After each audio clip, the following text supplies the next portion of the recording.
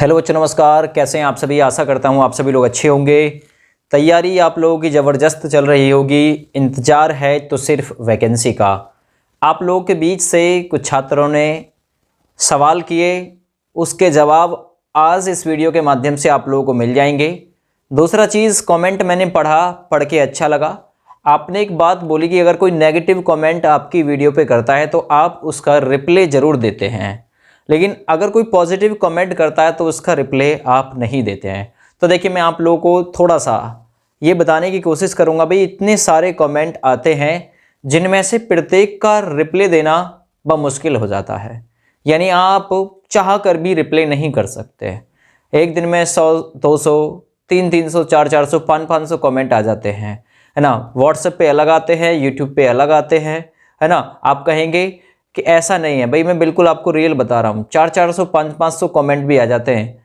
तो बताइए किसका रिप्लाई किया जाए और किसका रिप्लाई ना किया जाए। जिसको ना करेंगे वो बुरा मानेगा, और जिसको करेंगे भाई उससे तो जवाब मिल ही जाएगा।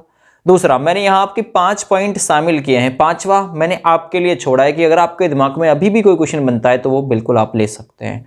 देखिए, यूपी पुलिस ऐसी भर्ती, चाहे कांस्टेबल की हो चाहे एसआई की हो, जिसके बारे में अभी यूट्यूब पर किसी को भी इंफॉर्मेशन प्राप्त नहीं है।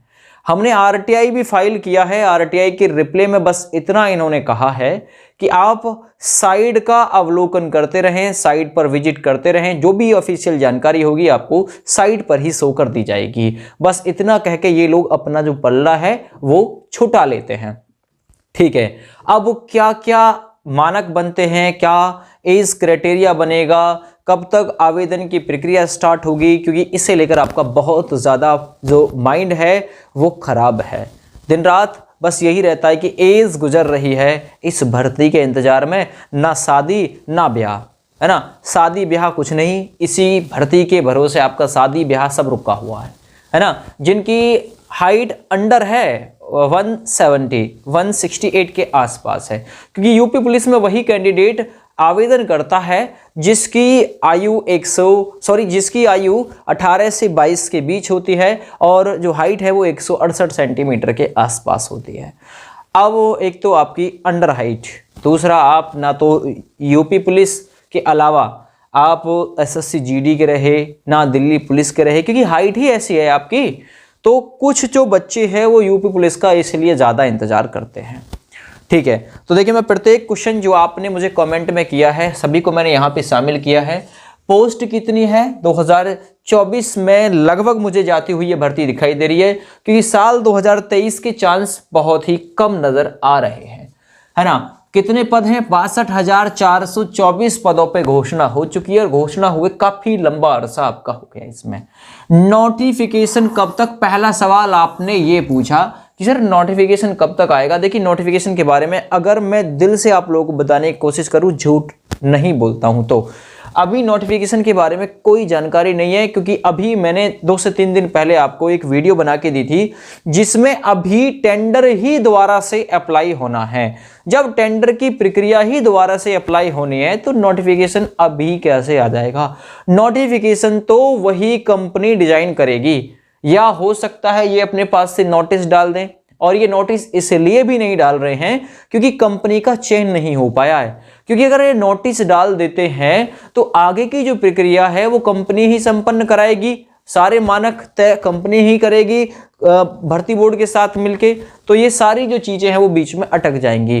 तो नोटिफिकेशन जहां तक मुझे लगता है कि जब तक नहीं आएगा तब तक कंपनी का चयन नहीं हो जाता है। अब कंपनी का चयन देखिए, एक ही आती है, टाटा कंसल्टेंसी। यही कंपनी टीसीएस इसमें भाग लेने के लिए आती है। इसके विपक्ष में कोई कंपनी नहीं आती है। अगर कोई कंपटीशन में इसके अलावा कोई एक और कंपनी शामिल हो जाती है तो फिर टीसीएस को इसका जिम्मा मिल जाएगा। एक ही कंपनी तैयार है इसके एग्जाम को कराने के लिए, वो है टीसीएस। और राज्य सरकार टीसीएस को शायद मुझे लगता है इसलिए नहीं देना चाहती है क्योंकि टीसीएस से इसकी रुपये पैसे की साठगांठ नहीं हो पाएगी, है ना।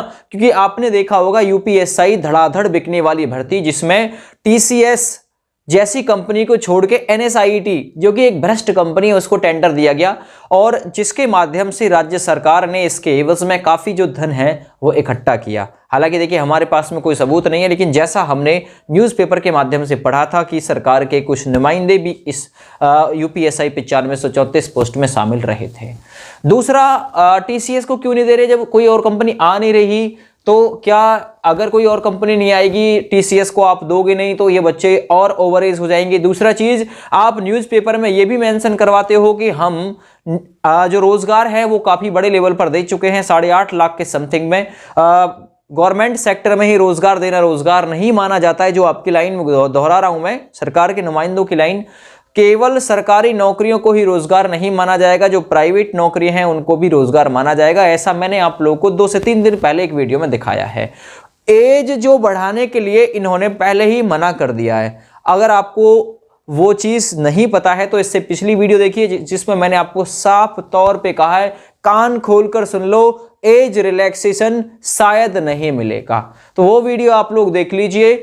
जो इनकी अभी तक की कहन है उसके अकॉर्डिंग मैंने आप लोगों को वो वीडियो बना के दी है, क्योंकि अभी हाल फिलहाल में जब शीतकालीन सत्र शुरू हुआ है तो उस दौरान अखिलेश यादव जी ने इस बात को लेके आवाज उठाई थी, लेकिन सरकार ने साफ तौर पर मना कर दिया है कि हमारा ऐसा कोई मन है ना, कोई मन नहीं है, क्योंकि हमने लगातार रोजगार जो है वो प्रोवाइड किए। ये भी पता नहीं भाई सरकारी नौकरियों में इन्होंने कहाँ इतने रोजगार दिए हैं, वो तो आपको पता होगा कि रोजगार दिए हैं कि नहीं दिए हैं। दूसरा चीज, लोकसभा चुनाव है, इस दौरान आप लोगों को उम्र में छूट के जो मानक है वो बनाए जा सकते हैं, लेकिन ये संभावना है, केवल जो प्रत्यक्ष है ना रूप वो कुछ और ही है। और प्रत्यक्ष मैंने आपको न्यूज़पेपर की कटिंग दिखाई है। वो कटिंग वैसे नहीं बनी, क्योंकि आपने देखा होगा विधानसभा में बहस हुई है शीतकालीन सत्र के दौरान, है ना। उस दौरान ये न्यूज निकल के आई है अखिलेश यादव जी के क्वेश्चन पे, उन्होंने कहा है कि हमारा कोई मन नहीं है एज में ग्रेस देने का, रिलैक्सेशन देने का। तो ये सारे सवाल आप लोगों के क्लियर हो जाएंगे, ठीक है ना। तो देखिए सब मैं आप लोगों को बता दिया है। उम्र में छूट का सवाल ऑलरेडी मैं क्लियर कर चुका हूं, इसका केवल एक ही जवाब है आप लोगों के लिए। आप लोग पकड़िए जो आपके नेता, आपके मंत्री, MP, MLA, विधायक जो भी आपके कांटेक्ट में हैं, उन्हें आप लोग पकड़िए, या तो आप लोग उनके घर जाइए या फिर वो आपके घर आने वाले हैं, क्योंकि अब चुनाव का जो प्रचार है वो शुरू हो जाएगा। और इसे लेकर आवाज उठा दीजिए, क्योंकि हर जगह मिली है, चाहे वो आपकी राजस्थान पुलिस हो, चाहे वो MP पुलिस हो, MTS हो, SSC GD हो, सभी में छूट मिली है। तो उत्तर प्रदेश में क्यों नहीं मिल सकती? सब जगह मिल सकती है, लेकिन आपको इसके खिलाफ आवाज उठानी होगी भाई, ठीक है। दूसरा, एज लिमिट क्या रहता है इसमें? एज लिमिट 18 से 22 के मानक तय होते हैं। UR कैटेगरी, जिसे अनरिजर्व अर्थात जनरल कैंडिडेट बोलते हैं, 18 से 22। अब आप लोग कुछ ये कह रहे हैं कि भाई एक आध बढ़ सकती है, एक आध साल, 1 साल की से काम नहीं चलेगा भाई। कम से कम 18 से 25 यानी 3 साल की छूट के साथ एज काउंट होनी चाहिए। और ये कोई खैरात नहीं है, आप लोग भाई वाजिब हक मांग रहे हैं। आपने देखा है कि पिछले 6 साल कंप्लीट होने को हैं। लास्ट भर्ती आई थी साल 2018 में 49,568, उसके बाद में कोई भर्ती नहीं आई। 41,520 उसी साल आई थी। एक साल में 2 भर्ती और 6 साल में एक भी भर्ती नहीं, और ऊपर से एज में रिलैक्सेशन के लिए और मनाही। तो देखिए कहां का अन्याय है, इसका खामियाजा बेटा जरूर भुगतना पड़ेगा। लोकसभा चुनाव आ रहा है, ये चुन चुन के आप लोगों से बदला लेंगे बच्चे, ईमानदारी। कोर्ट केस पर क्या अपडेट है? तो देखिए कोर्ट केस में सत्यवीर के पास में मैंने मैसेज डाला हुआ है। सत्यवीर को शायद टाइम नहीं मिला है, या जैसे भी अगर कोई रिप्ले सत्यवीर का आता है कोर्ट केस को लेके, कोर्ट केस अपडेट को लेके, तो वो बिल्कुल आप लोगों के लिए मैं मेंशन करूंगा। अभी कोर्ट केस में मेरे पास में कोई अपडेट आपके लिए नहीं है, लेकिन इतना मुझे पता है कि सुनवाई नहीं हो पाई है। सुनवाई नहीं हो पाई है, इतना मुझे नॉलेज है, इतना मुझे पता है। अगर सुनवाई हो जाती तो सत्यवीर बिल्कुल मेरे पास में खबर पहुंचवा देता, या फिर पहुंचा देता खुद ही मैसेज से, ठीक ना। इतना आप लोगों के लिए क्लियर है। उम्र में छूट के लिए खामोश ना बैठें, लगे रहें। MP, MLA, विधायक, है ना, छात्र पुरुषार्थ संगठन आपके साथ है, और राजपूत राष्ट्रीय करणी सेना आपके साथ है। सब लोग आपके साथ है, बस आप लोग इनका साथ देती है। और अगर आप लोग साथ देते तो राष्ट्रीय राजपूत करणी सेना ने, उनके जो राकेश रघुवंशी जी अध्यक्ष है, प्रदेश अध्यक्ष, उन्होंने आपको लखनऊ में बुलाया था, है ना। आप लोग गए नहीं थे वहां पे, कुछ ही नुमाइंदे वहां पे पहुंचे थे। तो एज में रिलैक्सेशन की यदि आपको ज़रूरत है ना, तो कुछ तो करना पड़ेगा भाई। 10-10, 15-15 की टीम बनाओ, MP, MLA, विधायक इनको लेके अपनी आवाज़ उठवाओ।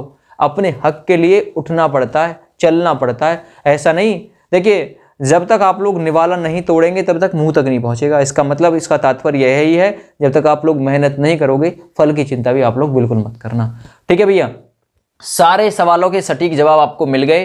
केवल कोर्ट केस अपडेट का सवाल रह गया है। अगर आ जाएगी कोई अपडेट तो बिल्कुल आप लोगों तक पहुंचा दूंगा। इस वीडियो को ज़्यादा से ज़्यादा लोगों के पास में शेयर कर दीजिएगा, और यूट्यूब चैनल पर पहली बार विजिट किया है तो चैनल को सब्सक्राइब जरूर करिएगा। थैंक यू, बाय बाय, जय हिंद।